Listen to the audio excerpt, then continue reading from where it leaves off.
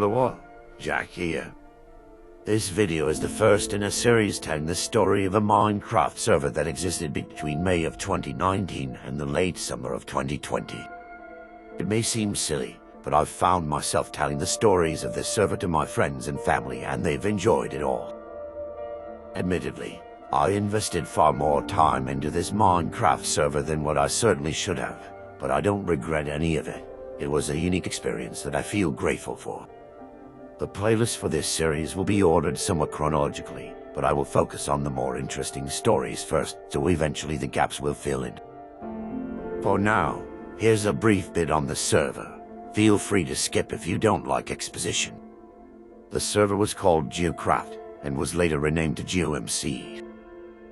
It was one of the early Earth map geopolitical servers that sprung up in 2019. The map was a 1 to 1,000 scale, meaning each real-world square kilometer was one block on the map.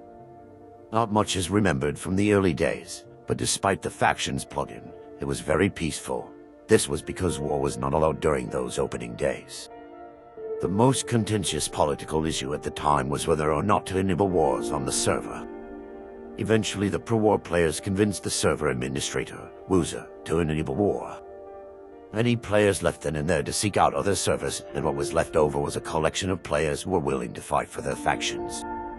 Some nations quickly rose to become powerhouses, and many nations took advantage of the broken economy to enrich themselves by selling ridiculous amounts of pumpkins for 40 each.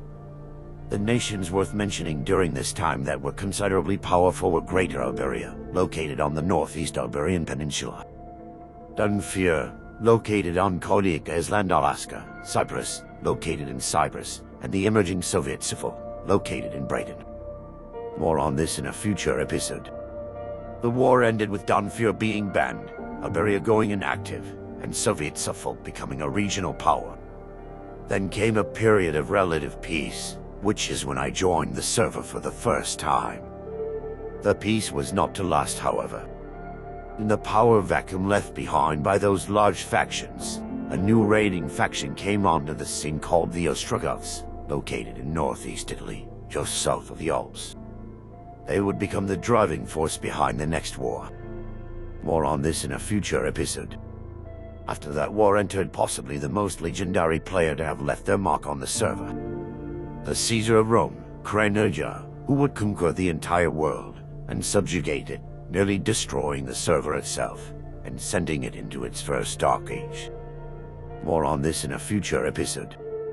Finally, we come to the beginning of 90K's story, the first that will be released in the series.